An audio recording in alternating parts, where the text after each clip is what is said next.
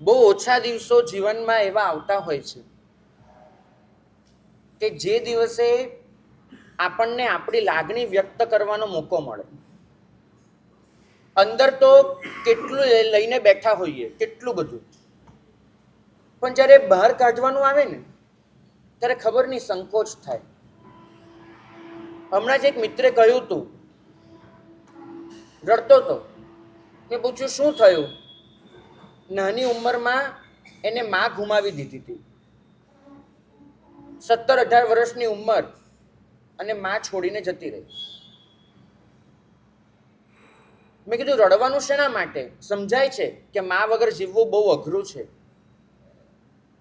પણ હવે આપણે સ્વીકારી લેવું જોઈએ. મને કે માં નથી એનું દુઃખ તો રહેવાનું જ છે મહારાજ, પણ વધારે દુઃખ એ થાય છે કે માને એટલો પ્રેમ કરતો હતો અને માએ મારું જે ધ્યાન રાખ્યું હતું એનાથી એટલો બધો ખુશ હતો, પણ માં જીવતી હતી ત્યારે એક પણ વખત કહી ન શક્યો કે માં તને બહુ ચાહું છું, માં તું બહુ સારી છે, તે મારા માટે ઘણું કર્યું.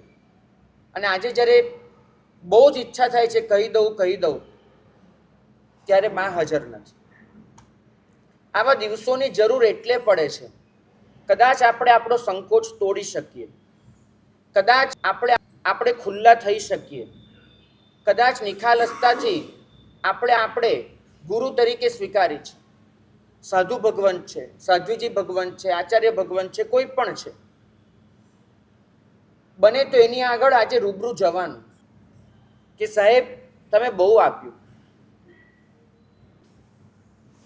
કદાચ આ ન કહી શકો, આમ કહીએ તો એમાં કદાચ સૌંદર્ય બચે, સહજતા ન બચે.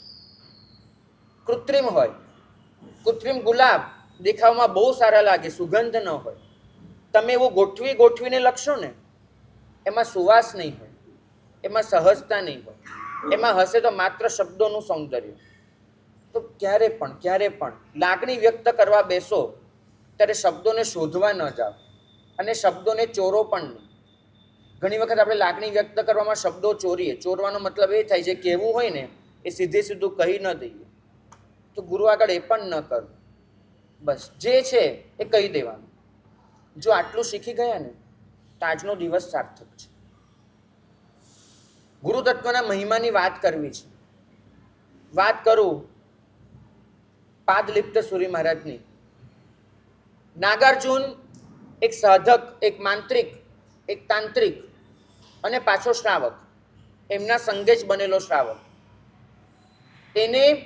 એમને ગુરુ તરીકે ધાર્યા છે અને પોતાની મંત્ર તંત્ર સાધનાને એટલી આગળ વધારી છે કે એ કરતા એને 12 વર્ષના ઘોર પરિશ્રમ પછી અખંડ દિવસોના દિવસો જાગ્યો છે. અવિચ્છિન્ન એને સાધના આરાધના રાખી છે. ન ઉપદ્રવોથી ડર્યો છે, ન વિભીષિકાથી હટ્યો છે, બસ એને ચાલુ રાખી છે. અને 12 વર્ષના અંતે એને સુવર્ણ સિદ્ધિ પ્રાપ્ત થઈ.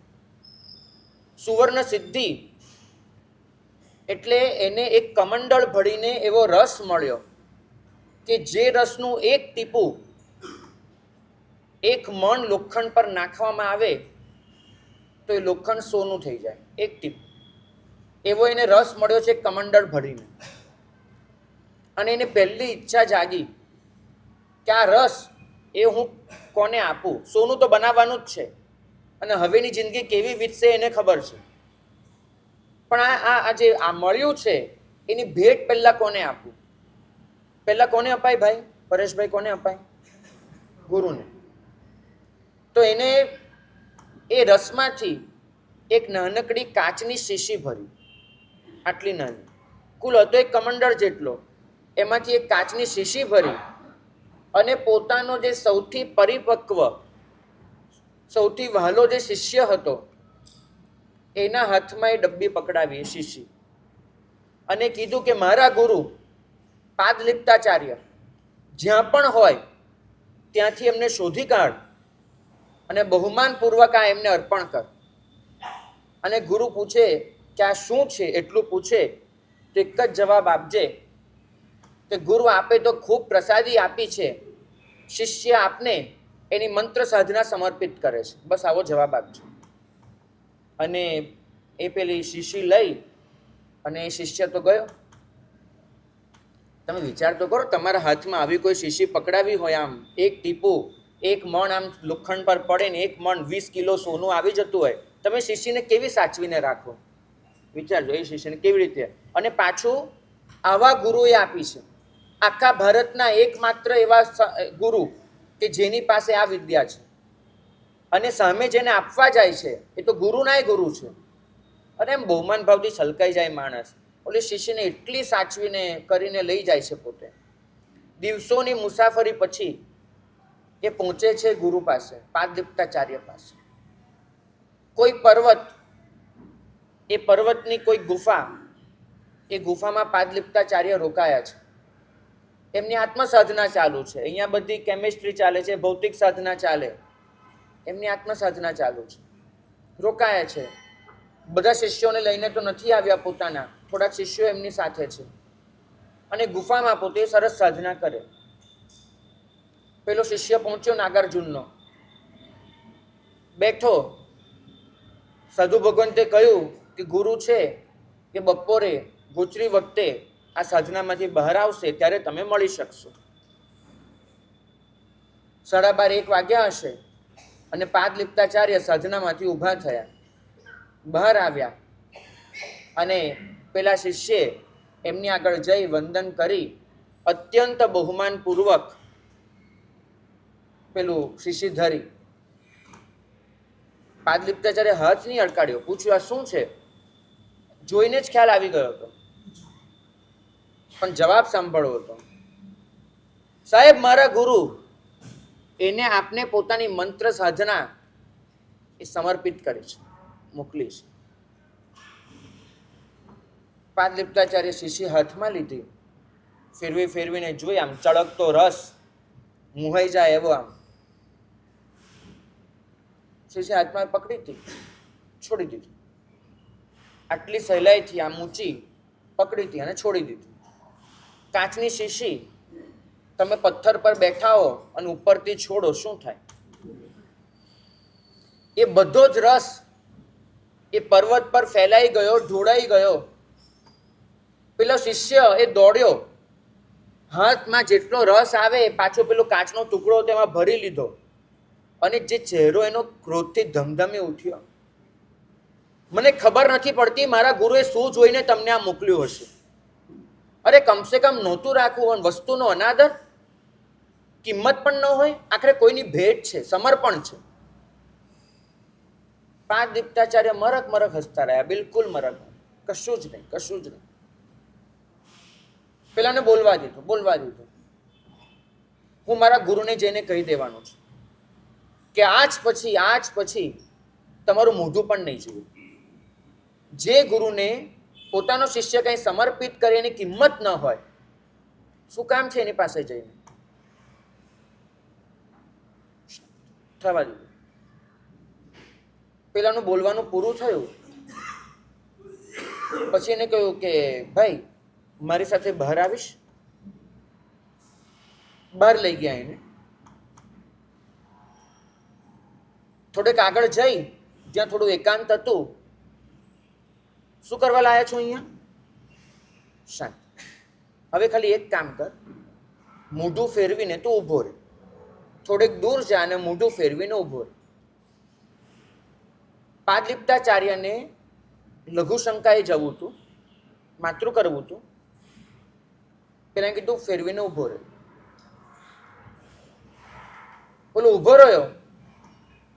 પાદલિપ્તાચાર્ય 2 મિનિટ પછી કહ્યું કે ભાઈ આ તરફ જોજે. પેલાએ જોયું, આભો બની ગયો.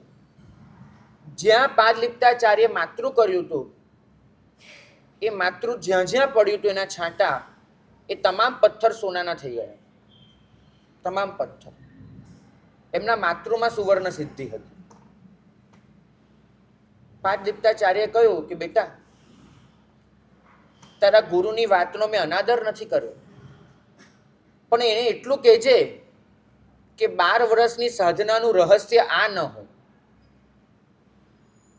એ ભરેલો રસ એ પણ સાધના નથી, અને આ મારું માતૃ એ પણ સાધના નથી. સાધના તો એ છે કે ગુરુના સંગે મારો આત્મા સોનાનો બની જાય. સાધનાનું તો રહસ્ય એ છે. લોખંડ સોનું બને કે પથ્થર સોનું બને એ સાધનાનો સાર નથી. સાધનાનો સાર એ છે કે ગુરુ અડકે અને આત્મા સોનું બની જાય. અને જે દિવસે આ સાધના પૂરી થશે ને એ દિવસે એના સમર્પણનો હું સ્વીકાર કરીશ. ભાગ્યશાળી. ગુરુ તત્વનો મહિમા એમાં છે કે ગુરુ ક્યારે પણ તમને કાર્બન કોપી નથી બનાવતા, ક્યારે પણ નહીં. એવું નથી ઈચ્છતા કે તમે એના જેવા બનો, એવું નથી ઈચ્છતા કે એ જેમ ઘડે એમ તમે ઘડાવો. આ કોઈ બોન્સાઈ ટ્રી નથી કે કાપકૂપ કરી અને તમે એને ચોક્કસ આકાર આપો. ગુરુ ક્યારેય તમને આકાર નથી આપતા. એ તો તમારી અંદર જે જીવંતતા છે એને બહાર લાવે છે. લર્નિંગ અને એજ્યુકેશન એમાં આ જ પાયાનો તફાવત છે. શિક્ષક જે ભણાવે છે ને એ લર્નિંગ છે. એ તમને કશુંક બહારથી આપે છે, તમારા દિમાગમાં, તમારી ખોપડીમાં કશુંક બહારથી ભરે છે શિક્ષક. એ આગંતુક જ્ઞાન છે, એ માહિતી છે. ગુરુ તો એજ્યુકેશન આપે. અને ટુ એજ્યુકેટ એનો અંગ્રેજીમાં એક જ અર્થ થાય છે કે જે તમારી અંદર છે એને ખેંચીને બહાર લાવવું. ગુરુ તમને જીવંત બનાવે છે. ગુરુ તમારી અંદર જે પાત્રતા છે એનો વિકાસ કરે છે. અને એ સતત તમારી અંદર એ ચૈતન્યને જગાડે છે કે જે ચૈતન્યના પ્રકાશમાં તમે પોતે જ તમારો માર્ગ નક્કી કરી શકો. ગુરુની મહેનત ક્યારે એ નથી હોતી કે તમે એના પગ પકડીને બેસી રહો. ગુરુની મહેનત એ હોય છે કે તમે ઊભા થઈને તમારા પગે ચાલો. પગ પકડીને બેસાડી રાખે ને એ ક્યારે ગુરુ ન થઈ શકે. એ બીજું ગમે તે હોય, ગુરુ ન હોય. ગુરુ તો તમને તમારા પગ પર ઊભા કરશે અને ઊભા કરીને તમને ભરોસો આપશે કે તમે ચાલી શકો છો. તમને ભરોસો આપે છે કે માર્ગ તમે પોતે જોઈ શકો છો.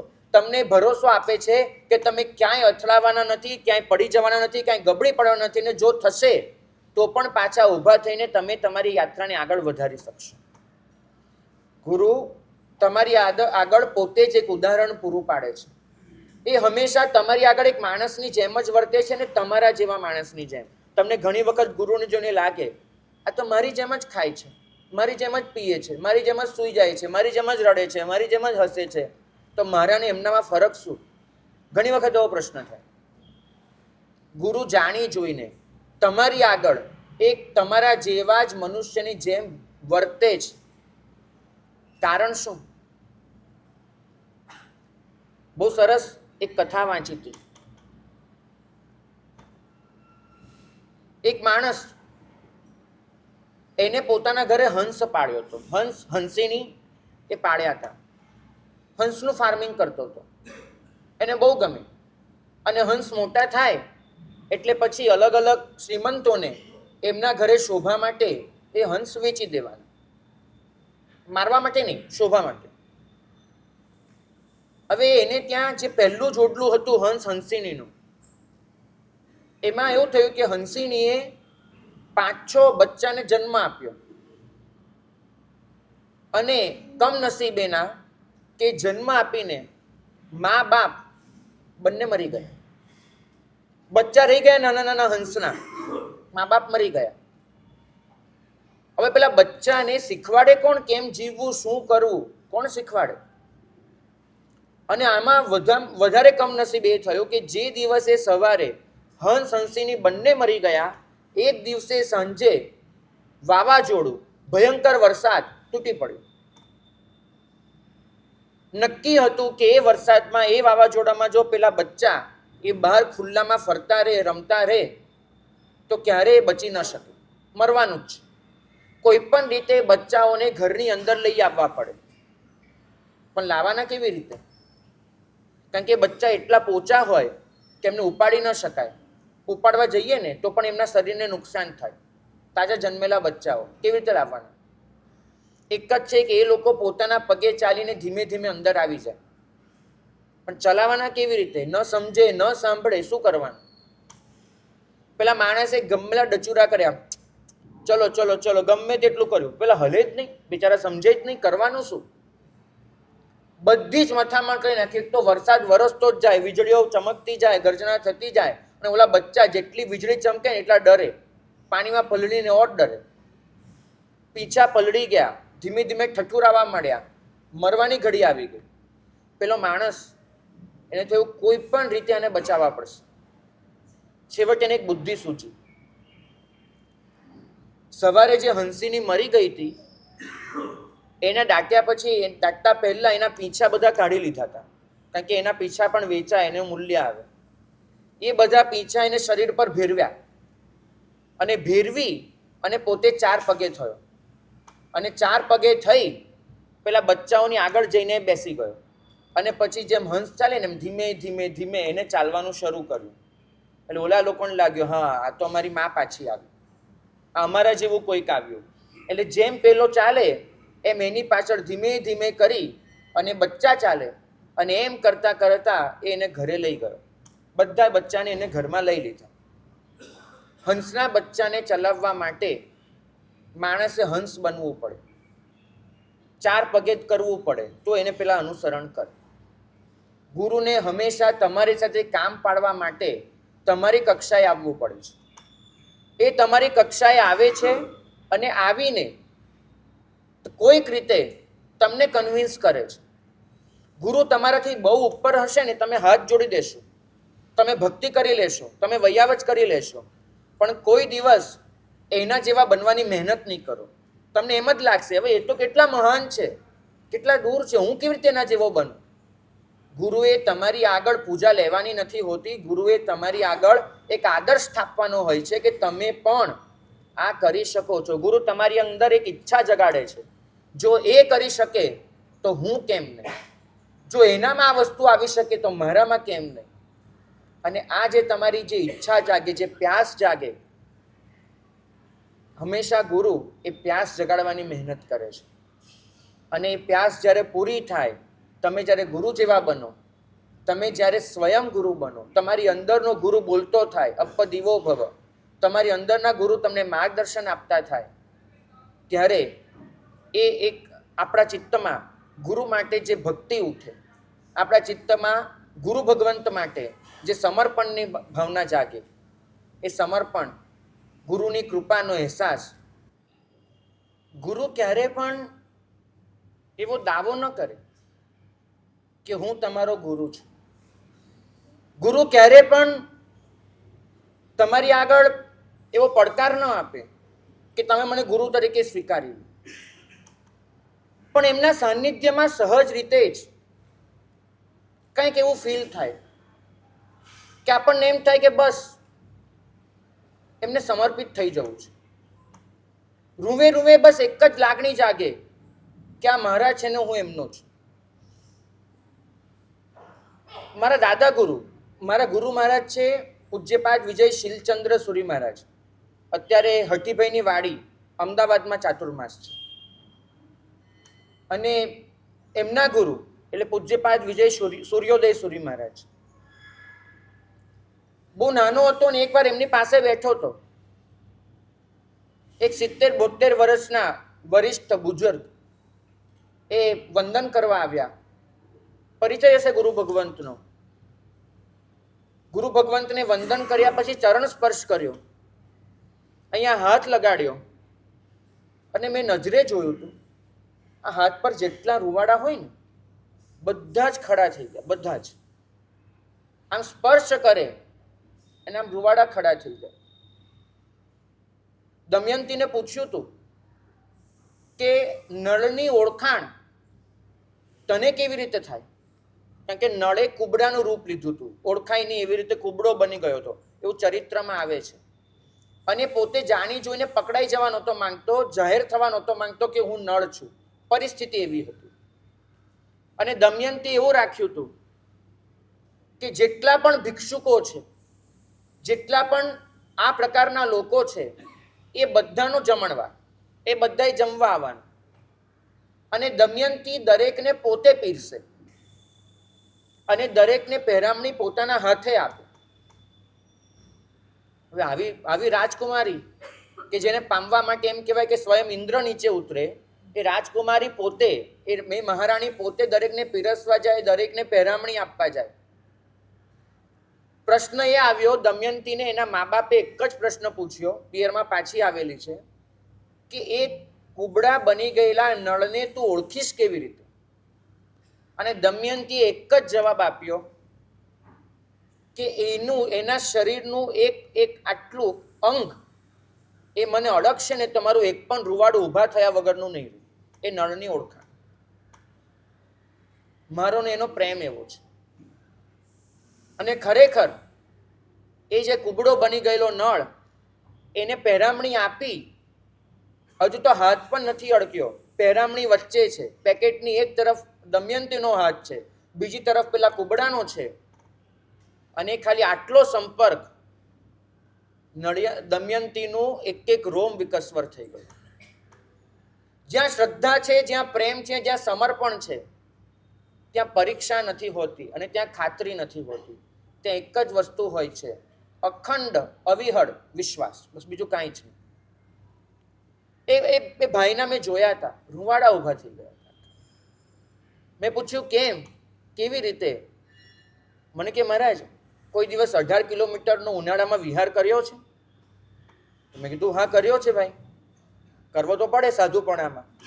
મને કે ગઈકાલ સાંજનું પાણી છોડ્યું હોય અને આજે સવારે તમે નીકળ્યા હો, એ પરસેવો, એ ગરમી, એ એટલો વિહારનો થાક, એ ઉપરનો તડકો, એ રસ્તાની ધૂળ ધપટ બધું જ, અને એની વચ્ચે તમને કોઈ દિવસ તરસ લાગી છે? મેં તો આ તો રોજનું થયું અમારું તો ભાઈ. એ લાગે, પહોંચતા 9 વાગે ઘણી વખત, પછી પાણી લેવા જઈએ, લાવીને ઠારીએ, ગળીએ, પચખાણ પારીએ. મને કે એ બધું જ થયા પછી જ્યારે પાણીનો પહેલો ઘૂંટડો વાપરો ત્યારે તમને અંદર શું થાય? એ કેવી અનુભૂતિ હોય? મેં તો એ શબ્દાતીત હોય, એમાં બીજું કંઈ જ ન હોય. અને વાસ્તવમાં એ વખતે તો છે ને, કોઈ પૂછે કે શું લાગે છે, તેનો જવાબ પણ ન હોય. બાકી એક જ હોય, હર્ષકાર, બીજું કાંઈ જ નહીં. તમારા અસ્તિત્વમાં જ વર્તાય કે તમારી અંદર પાણી ઉતર્યું. તમારું મોઢું જ બોલી દે કે તમારી અંદર પાણી ગયું. ઘણી વખત જોજો, અંદર પાણી ઉતરે ને, એ પાણી આંખોમાં છલકાય, તમને એમ લાગે તમારી કીકી ભીની ભીની થઈ જાય, જાણે અંદરનું પાણી કીકીમાં આવી ગયું. પેલા ભાઈએ મને સમજાવ્યું, મને કે મારા સાહેબ, 6 મહિનાની તરસ હતી આ સ્પર્શ પામવાની, આજે મળ્યો છે એટલે આ ઊભા થયા છે. મને કે તમે તો એક રાત પીડા, હું તો 6 મહિના પીડાઈને આ પાણી પીવા આવ્યો છું. આ જે સમર્પણ છે ને, આ સમર્પણે જ કેટલાને તારી નાખ્યા છે, કેટલાને. ગુરુ ક્યારે પણ કશું શીખવાડવા નથી ઈચ્છતા, ક્યારે પણ નહીં. એ તમને શિષ્ય બનાવે છે, અને બનાવે છે એ પણ ખોટું છે, તમે એના બનતા હો છો. વિદ્યાર્થી એ કશુંક મગજમાં ભરે છે, જ્ઞાન લે છે. તમે ભૂગોળ શીખી શકો, ઇતિહાસ શીખી શકો, ગણિત શીખી શકો, વિજ્ઞાન શીખી શકો, પ્રેમ શીખાય નહીં. પ્રાર્થના શીખાય નહીં, પરમ તત્વ શીખાય નહીં. આનો અનુભવ હોય. ગુરુ શિક્ષક નથી કે જે તમને શીખવાડવા બેઠા છે. ગુરુ અનુભવી છે કે જે તમને પ્રેમ, પ્રાર્થના, પરમાત્મા આ બધાનો અનુભવ કરાવવા બેઠા છે. જો તમે કશુંક શીખવા માટે આવતા હો ને ગુરુ પાસે, તો કદાચ ભૂલ કરી રહ્યા છો. કેમ કે ગુરુ એ તમારી આગળ વ્યક્ત થતા હોય છે, એ બોલતા નથી હોતા, વ્યક્ત થાય છે. ગુરુના મૌનને પરખી શકે એ સાચો શિષ્ય, એવું કોઈ શાસ્ત્રમાં વ્યાખ્યા વાંચ્યાનું યાદ છે. ગુરુના શબ્દને સમજી શકે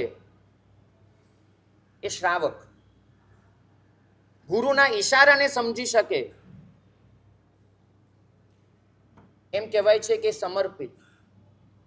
પણ ગુરુના મૌનને પકડી શકે, એ મૌનના અર્થઘટનને ઉકેલી શકે એ શિષ્ય. આપણે હંમેશા ગુરુ પાસે જઈએ ને તો મનમાં શરત લઈને જઈએ છીએ. નંબર 1, ગુરુએ મને વાસક્ષેપ કરવાનો, આશીર્વાદ આપવાના. નંબર 2, ગુરુએ મારી જોડે વાત કરવાની. નંબર 3, ગુરુએ મારા માથે, મારા ખભે હાથ મૂકવાનો. નંબર 4, મારી જે ફરિયાદો હોય ગુરુએ સાંભળવાની. નંબર 5, મારી જે પણ વસ્તુ એના મને સોલ્યુશન્સ આપવાના. નંબર 6, ઘણું ચાલશે, સોરી, પણ આ બધી શરત છે. અને જ્યાં શરત છે ત્યાં અહેસાસ નથી, ત્યાં અનુભવ નથી. તમે એક વખત બિનશરતી બનીને જાઓ, એમના મૌનને સમજવાનો પ્રયત્ન કરો. અને એ મૌનને જો પકડી શકશો ને, કારણ કે ગુરુ ક્યારે એ નથી ઈચ્છતા કે તમે એના પર ભરોસો મૂકો, ક્યારેય નથી ઈચ્છતા. પણ એ જે માર્ગે તમને ચલાવવા માંગે છે એ માર્ગ જ એવો છે કે એ માર્ગ પર ભરોસા સિવાય ચાલી શકાતું જ નથી. સવાલ જ નથી આવતો કે તમે એના સિવાય એ રસ્તે ચાલી શકો. માટે એને તમને એ બધું જ કરવું પડે છે. તમે વિદ્યાર્થી બનીને જશો ને ગુરુ પાસે, તો ગુરુ તમને કદાચ પંડિત બનાવી શકશે. તમે વિદ્યાર્થી હો તો તમે પંડિત બની શકશો. પણ તમે શિષ્ય બનીને જાઓ ગુરુ પાસે, તો ગુરુ તમને પ્રજ્ઞાવાન બનાવી શકશે. પંડિત બનવું બહુ અલગ ઘટના છે, પ્રજ્ઞાવાન બનવું બહુ જુદી વાત છે. પંડિત ભણેલો હોય છે, પ્રજ્ઞાવાન પામેલો હોય છે. હું ગમે તેટલા પ્રેમના કાવ્યો વાંચી લઉં, ગમે તેટલી પ્રેમની વ્યાખ્યાઓ કરી લઉં, હું ગમે તેટલું પ્રેમનું સાહિત્ય એને ગોખી બી મારું, અરે વ્યાખ્યાનો બી આપી દઉં, બધું જ કરું, પણ જ્યાં સુધી અંદરથી મારામાં કોઈના માટેની ચાહત ઊભી ન થાય ત્યાં સુધી પ્રેમનો અનુભવ થાય. પ્રેમની વ્યાખ્યા કરવી બહુ જુદી વસ્તુ છે અને પ્રેમનો અનુભવ કરવો બહુ જુદી વસ્તુ છે. ઘણી વખત એવું બને છે કે પ્રેમના કાવ્યો રચનારો એ પોતે કોરો ધાકો રહી ગયો એવું બની શકે. હું વ્યાખ્યા કરતો જ જાઉં. આપણે બધા કેવા છીએ, ગુલાબના નિબંધો લખવા બેસીએ, ગુલાબ કેવું લાગે, શું કરીએ, પણ એ ગુલાબનો અનુભવ ન હોય. અનુભવ તો એક જ રીતે થાય, ગુલાબની પાસે જઈને બેસી જાઓ, શાંત પડી જાઓ અને એની સુગંધને નાક વાટે થઈ તમારા અસ્તિત્વમાં અંદર ઉતરવા દો. આ એક જ વસ્તુ શક્ય છે. વિદ્યાર્થી બનીને જશો તો પંડિત બનીને બહાર આવશો, શિષ્ય બનીને જશો પ્રજ્ઞાવાન બનીને બહાર આવશો. તમારે શું જોઈએ છે? પંડિત બનવું છે કે પ્રજ્ઞાવાન બનવું છે? નક્કી તમારે કરવાનું છે. ઘણી બધી વખત ગુરુ પાસે આપણે જઈએ ને, ભૂલ એ કરીએ છીએ કે આપણી બૌદ્ધિકતા લઈને જઈએ છીએ, અને ગુરુ એ હાર્દિકતાનો વિષય છે. તમે કોઈ દિવસ કોઈ કંકોત્રીમાં એવું લખ્યું કે બૌદ્ધિક આમંત્રણ, એવું લખ્યું તમે કોઈ દિવસ? નહીં, તમે હંમેશા શું કહો છો? હાર્દિક આમંત્રણ. તમે કોઈ દિવસ કોઈને એવું લખ્યું કે અમારી બૌદ્ધિક અનુમોદના છે? નહીં, તમે શું લખો છો? હાર્દિક અનુમોદના છે. કેમ? બુદ્ધિ દિમાગમાં જન્મે છે, લાગણી હૈયામાં જન્મે છે. જ્યાં જ્યાં લાગણીનો સવાલ આવે છે ને, ત્યાં તમારે હાર્દિક શબ્દ જ વાપરવો પડે છે, બૌદ્ધિક નથી વાપરી શકાતો. અનુમોદના બૌદ્ધિક ન હોય, આમંત્રણ બૌદ્ધિક ન હોય, એ હૈયાથી હોય, હાર્દિક હોય. ગુરુ પાસે બૌદ્ધિકતા લઈને જશો ને તો શીખી શકશો, પામી નહીં શકો. પામવા માટે તો તમારે માત્ર ને માત્ર હાર્દિકતા લઈને જવું પડે. અને એ હાર્દિકતા માંગે છે અખંડ ભરોસો.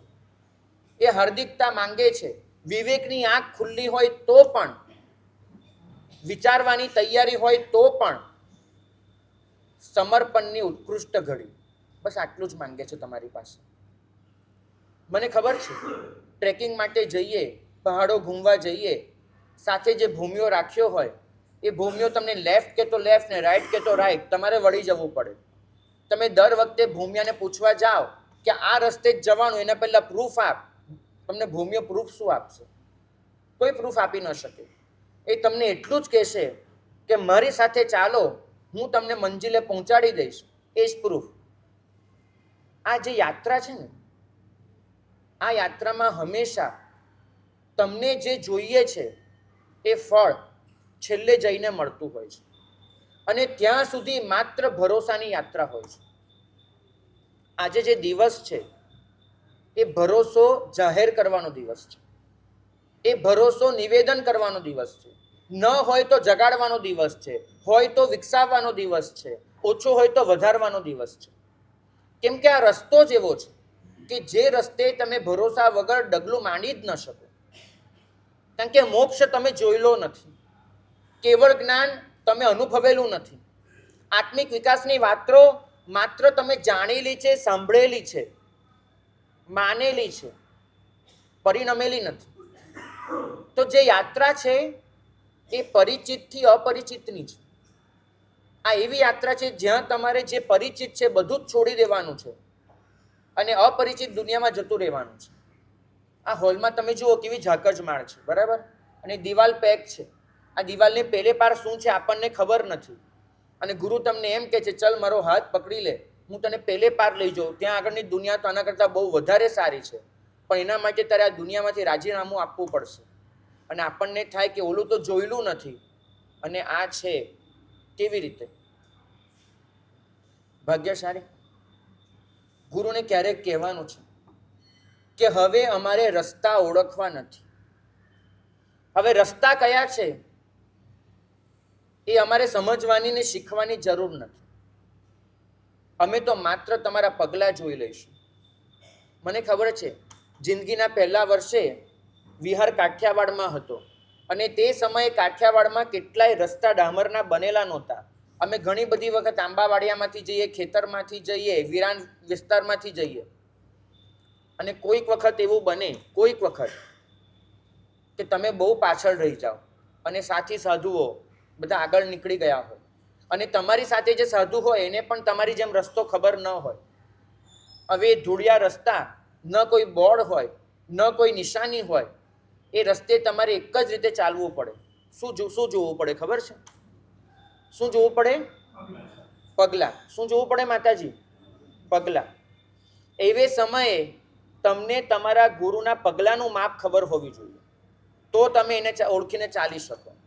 અત્યાર સુધી તમને કોઈ કહે ને કે તમારા ગુરુનો ચહેરો ચિત્રી આપો તો કદાચ તમે દોરી આપશો. હું તમને કહું તમારા ગુરુના પગ ચિત્રી આપો, એ પગનું ચિત્ર દોરી આપો, એનો સ્કેચ બનાવી આપો, ભાગ્યે જ કોઈને પોતાના ગુરુના પગલાં કેવા છે એ ખબર હશે. બરાબર? ભાગ્યશાળી. આ પગલાં ઓળખવાનો માર્ગ છે.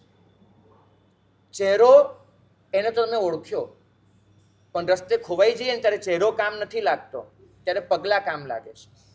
આપણે પગલાંને ઓળખી લેવા છે. એક વખત કહી દેવું છે કે ભગવંત અમને રસ્તાની જરૂર નથી, કેમ કે અમને તમારા પગલાંના નિશાન મળી ગયા છે. મુંબઈમાં એક બહુ સરસ ઘટના બની હતી.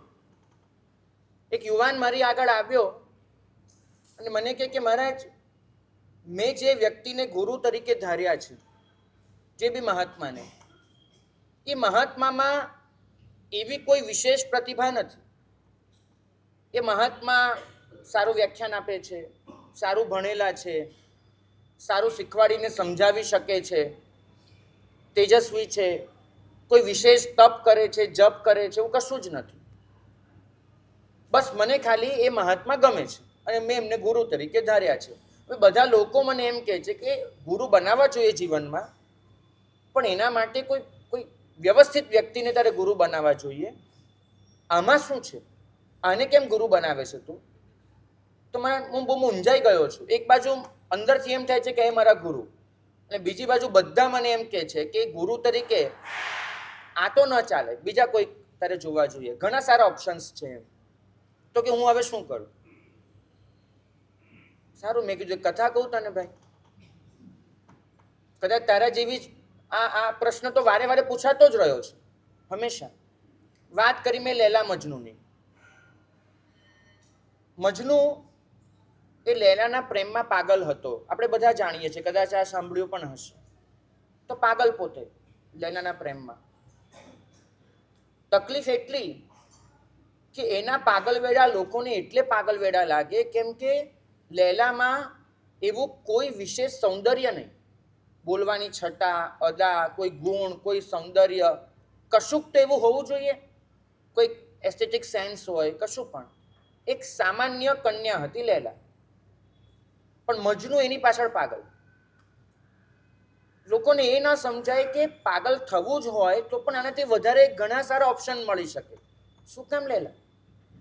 અને આ વાત એટલી બધી ચર્ચાઈ, આજ સુધી આપણે એના નામ નથી ભૂલ્યા, તો એ તો કોણ ભૂલવાનું. ત્યાંના સુલતાન પાસે આ વાત ગઈ અને સુલતાનને મજનુમાં દયા આવી ગઈ કે મારો એક આવો લાડકો છોકરો, એના માટે તો આખું ગામ છોકરું કહેવાય, એ આવી રીતે ભટકી, આવો ફરે, આમ કાંઈ. એને મજનૂને રાજસભામાં બોલાવ્યો અને રાજસભામાં બોલાવી અને એને ઊભો રાખ્યો. એને કીધું, મજનુ, કોણ જોઈએ તારે? તો કે લેલા. અરે એક મિનિટ, એમ જવાબ નહીં આપ. રાજા એમ તાળી પાડી અને જે પેલી કનાત બાંધેલી હતી પડદો, એ આમ ફર્યો, ફડફડ્યો અને એની પાછળથી એક પછી એક 12 કન્યાઓ બહાર નીકળી. કોઈ રાજકુમારી, કોઈ શેઠની દીકરી, કોઈ અત્યંત સ્વરૂપવતી. એકને જુઓ, એકને ભૂલો, અપ્સરાઓ હતી. 12 કન્યાઓ બહાર નીકળી, ઊભી રહી. રાજાએ કીધું મજનૂને કે આમાંથી પસંદ કરી લે, કોઈ એક પસંદ કરી લે. તું જેને પસંદ કરે એની સાથે તારા નિકાહ કરાવ, મારી ગેરંટી છે, કરી લે. મજનૂએ ખાલી એક વખત આમ નજર ફેરવી, પાછી નજર નીચે ઝાડી લીધી. બાદશાહ, આમાં મારી લેલા ક્યાં? મારે ના જોઈએ, મારી લેલા ક્યાં? બાદશાહ કે પણ લેલામાં એવું તે શું જોયું એ તો મને કે તું આ બધું છોડીને એને પસંદ કરે છે. મજનૂએ કહ્યું કે બાદશાહ, લેલામાં જે છે ને એ જોવા માટે મજનૂની આંખ જોઈએ, બીજી આંખ ન ચાલે. એનામાં જે છે જોવા માટે મજનૂની આંખ જોઈએ. મેં પેલાને કહ્યું, એ મિત્રને, મેં કીધું તારા ગુરુમાં જે છે ને એનો અનુભવ કરવા માટે ભાઈ તારું જ હૃદય જોઈએ, બીજાના હૃદય ખપ નહીં લાગે તારા ગુરુમાં શું છે જાણવા માટે. તને લાગે છે કે તારા ગુરુ છે, તું દુનિયાનું સાંભળવાનું છોડી દે, એ છે તારા ગુરુ. ભાગ્યશાળી જેને જોઈને આમ રૂવે એવું થઈ જાય કે અમારા ગુરુ, બસ ત્યાં સમર્પણ. ગુરુ પાસે ક્યારે પણ એ અપેક્ષા એ લઈને ન જવું ઓળખાણોનો ભાર. આપણે તો ઘણી બધી વખત એને ગુરુ બનાવવા જઈએ કે જેની પાસે ટોળા હોય. આપણને ઘણી વાર એમ થાય 100 જણ જાય છે તો આપણે 101માં બની જઈએ. જેની આગળ આમ પુણ્ય પ્રભાવ સામ્રાજ્ય આવા બધા કંઈક વપરાતું હોય. આ બધા માપદંડો ન હોઈ શકે. જ્યાં તમારા અંતરના તાર જોડાઈ જાય, જેને જોઈને તમને એમ લાગે કે ઓલય માળા કથા કહે છે કે એક નિયમ હંમેશા યાદ રાખવો, આ સૃષ્ટિમાં કોઈને પણ મળીએ તો મળેલાને મળીએ છીએ. કોઈ વખત તમે જિંદગીમાં પહેલી વાર કોઈને મળી જ નથી શકતા, મળેલાને મળીએ છીએ. અને જેને મળ્યા પછી એમ લાગે કે આને આપણે પહેલી વાર નથી મળી રહ્યા, એ આપણા ગુરુ. કારણ કે પરભવનો કોઈ અનુબંધ ખેંચાઈ રહ્યો છે. તમે એની સાથે જન્મો જન્મના તાર જોડીને બેઠા છો. અને એ તાર જે જોડાયા છે ને, એ તારના કારણ ન હોય, એ તાર એના કોઈ લેખાજોખા ન હોય. ત્યાં કોઈ અપેક્ષા, ઓળખાણો, આ બધો ભાર લઈને ન જવાય. અને ગુરુ પણ ક્યારે પણ હંમેશા યાદ રાખજો, સાચા ગુરુ હશે તો એ ક્યારે તમારો ભૂતકાળ નહીં તપાસે, એ ક્યારે પણ તમારું વર્તમાન નહીં જુએ. ન ભૂતકાળ જોશે, ન વર્તમાન જોશે, એ જોશે તમારું ભવિષ્ય. દુર્જન હંમેશા ભૂતકાળ જુએ.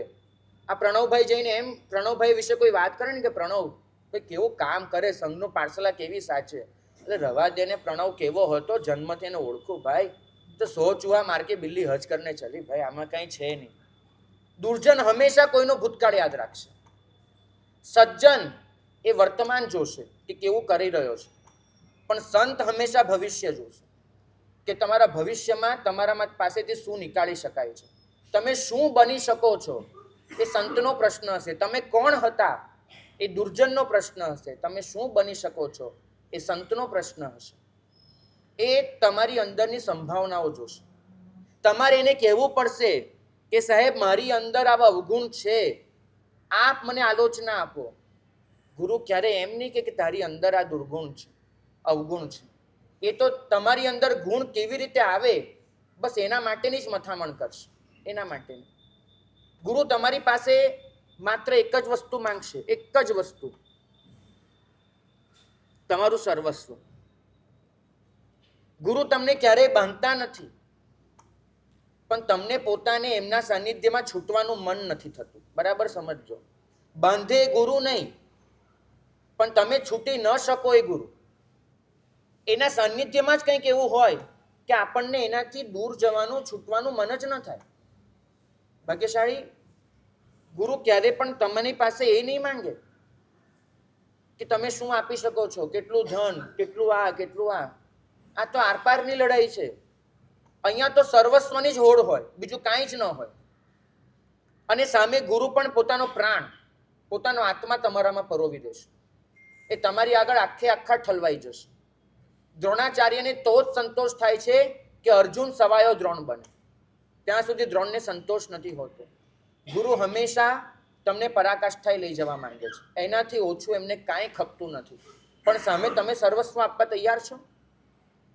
ગૌતમ સ્વામી જ્યારે સમવસ્ત્રણમાં ગયા ત્યારે નક્કી કરીને ગયા હતા કે હું દીક્ષા લઈશ નહીં. પણ જે ક્ષણે એમને સમજાઈ ગયું કે અહીંયા સમર્પિત થવા જેવું છે, પછી શું કેટલા માટે રોકાયા મને તમે કહેજો. ઘરે પાછા બી ગયા છે. અરે પાછળ નજર પણ નથી કરી કે મારા 500 ચેલા પાછળ ઊભા છે, એ મારી ભેળા દીક્ષા લેશે કે નહીં લે, એની એ તમા નથી રાખી. બધું જ ફગાવી દીધું, સમર્પિત થઈ ગયા.